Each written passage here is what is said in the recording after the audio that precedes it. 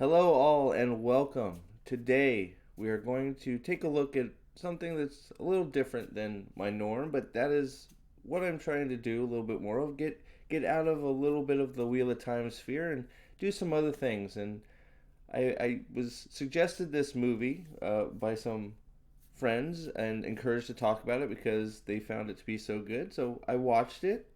Now watched it now three times. Funny story, but we're here to talk about RRR because it was so much fun. It was such a great movie. It was so much fun. I'm not afraid to admit I laughed, I cried, I enjoyed the music.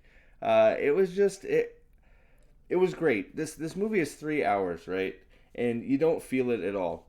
And the interesting story I want to tell before we get into the movie a little bit is I had sat down to just sort of look through the movie to remind myself of some of the things that I watched and why I liked it before I was sitting down and talking about it with y'all.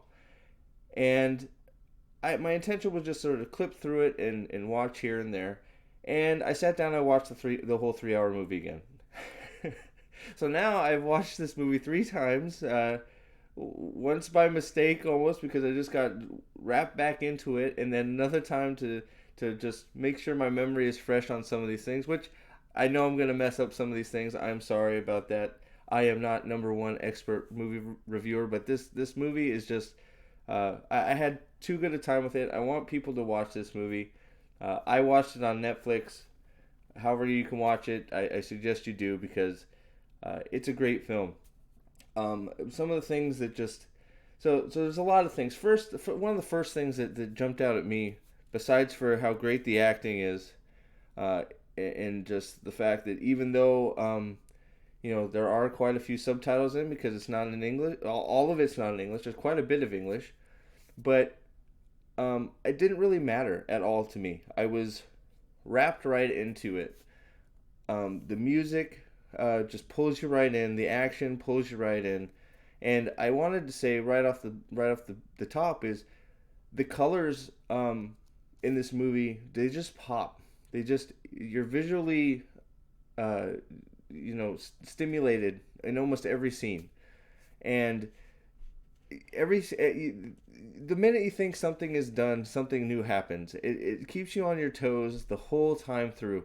And it's about these two. Dude, this is basically just a bro down from start to finish, and I love it. It's just two guys, they have their own missions. They happen to end up coinciding at the end, and it's just basically a bro down. And I love that part of this thing is it's two guys just being manly and just doing whatever it takes to do the right thing as they see fit. So, you have this one storyline with Beam who is searching for uh, I now correct me if I'm wrong because I probably am, but it was a young girl that was basically kidnapped from their village, from their group of peoples, and that's very important, obviously, to well, would be to most civilizations, but even more so to this civilization because Beam goes to get her back, and boy, does he throw out all the stops to do it, right? Um, but and again, I'm going to be a little bit all over the place because as I'm talking about, I'm thinking more great things in this movie. The villains now, there is no doubt about who the villains are in this movie. And I think that's a good thing because these days we have so many like wishy-washy villains. I feel like that are like, am I a villain? Am I a good villain? Am I this? Blah blah. No, the villains are very clear. You got I think I don't know if it's General Scott, but Scott, who is the military man, who is just a piece of crap. We'll just say it straight out, and Mrs. Scott, who is probably the villain of the movie. She is terrible. She is a terrible human being, and she does such a good job at being a terrible human being.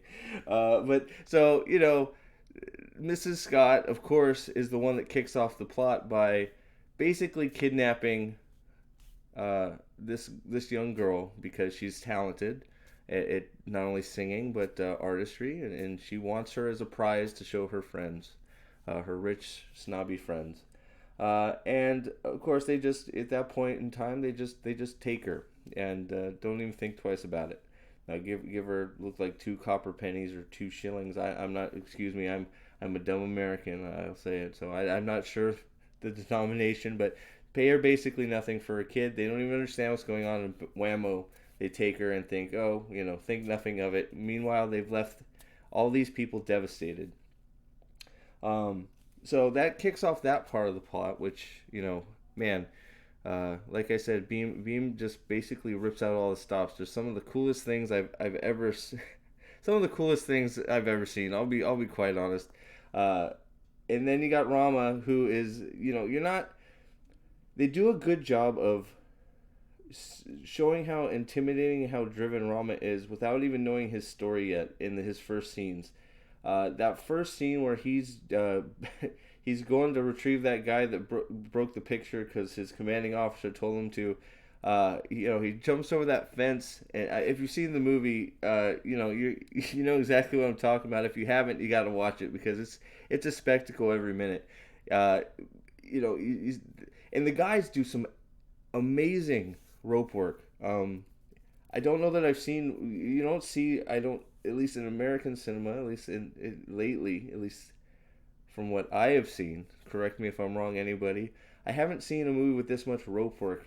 You can tell the rope work is being done, but they're doing it in such a way it seems very, very fluid. These guys, I don't know how many takes they did to do some of these stunts, but wow, man, they did such a professional and good job. You can tell that they're getting some extra help, but they do it in such a way that it's so fluid that you know what? I almost believe he jumped that 8 foot fence, and yeah, I believe he beat up every single one of those guys to retrieve the criminal and bring him back for justice. Um, so Rama, you get to see right off the bat before whatever's going on with him. That he is a driven individual and is looking to move his way up the ranks. Later, of course, you find out that there's a big reason for that, right?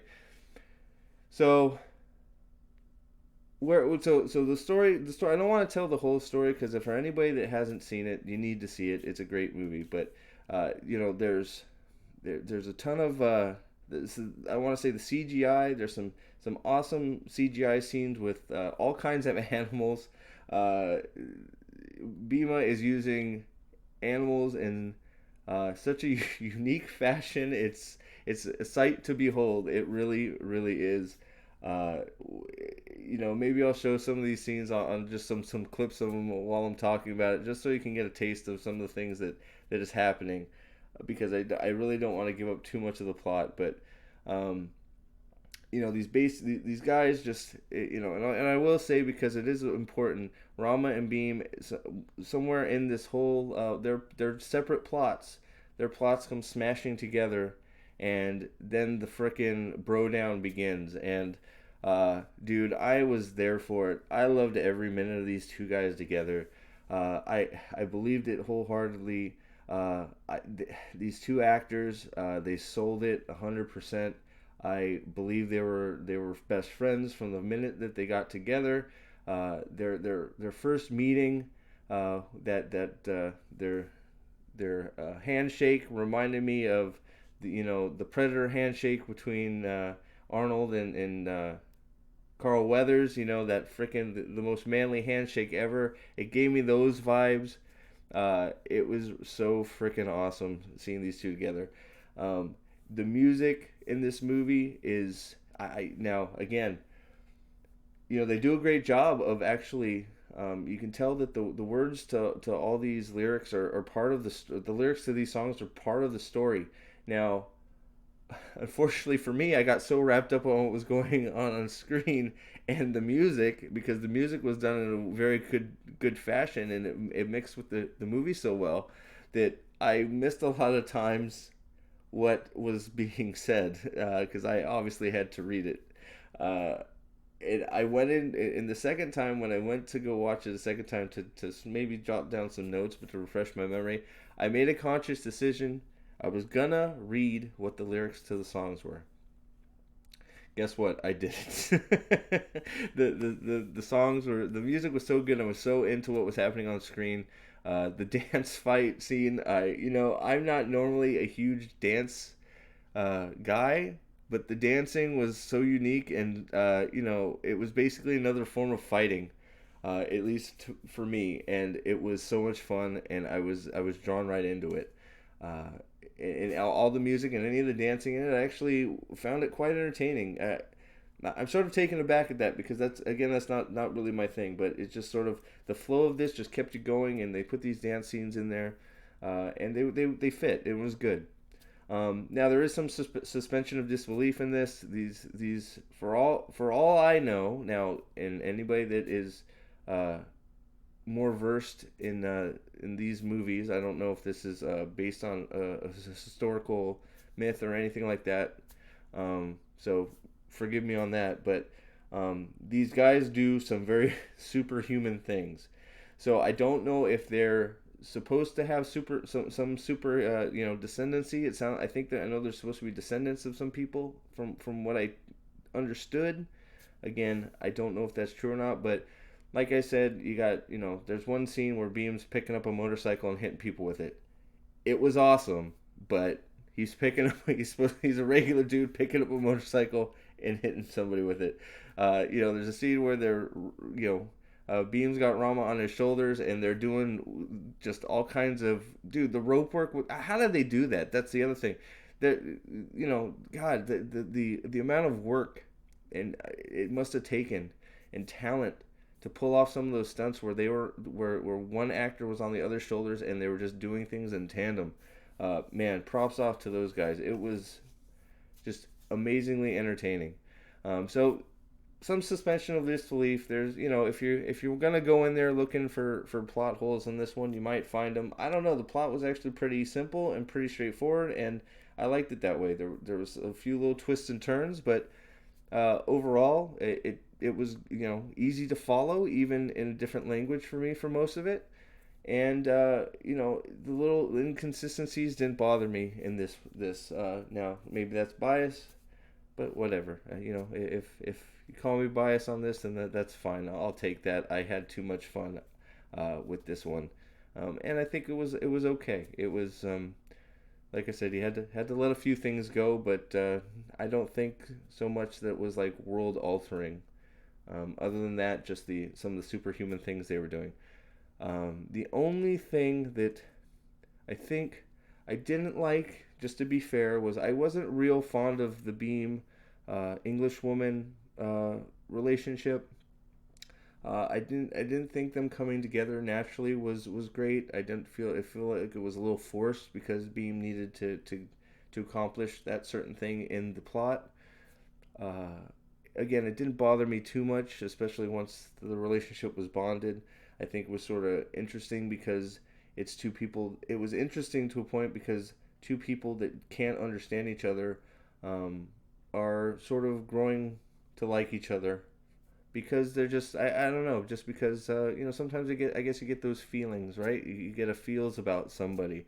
So I think that's what they're trying to say. Maybe again, correct me if I'm wrong in the comments. But or how did you feel about that? I just felt it was a little forced, and it was sort of one of those things that they had to put them together so Beam could do what he needed to do. Again, it didn't bother me that much enough that I was like, oh my god, it ruins the movie because I don't think anything can ruin this movie. For me, I've now watched it like I said, two full times and one time skipping through it a little bit just to try and refresh my memory a little bit. It is a great movie.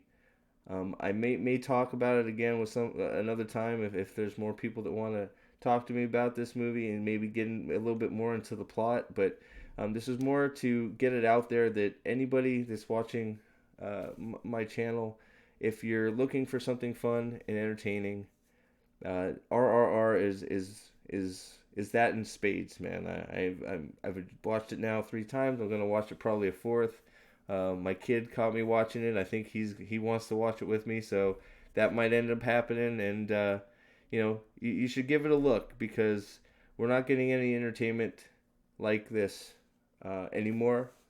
At least in my opinion, a lot of the best stuff is, at least for Americans, in my view right now, is foreign stuff. Whether it's some of the Squid Games or the Korean stuff or this right here. And from this, I've heard that there's several other movies I should check out, and I will. And if I like them as much as this, maybe I'll throw something else up about it. But if you'd like to, I guess if you'd like to see a spoiler review from me or just a spoiler, just conversation. I don't know if a review is fair, just because obviously you guys know I like it. But if you'd like to see something spoilerish about RRR from me, I would be more than happy to do it because this was great. It's one of my favorite movies I've seen in a very very long time, and I do see myself watching it again. Um, but Yeah, so if you have any comments or if you'd like to see anything from me more about this, let me know. If I missed anything, which I'm sure I missed some things, or if you'd like to share anything about this movie or any others, please do so. I would really like to see any more movies like this that have come out because hey, I need something to fill my downtime because God knows we're not getting much entertainment here on the U.S. side of things. So thanks for watching. Please like, share, and subscribe if you would like to see more. If you want to see some more RRR stuff, let me know, please. And until next time, all hail the Lord Dragon. Have a great evening, morning, afternoon, wherever you are today. Thank you.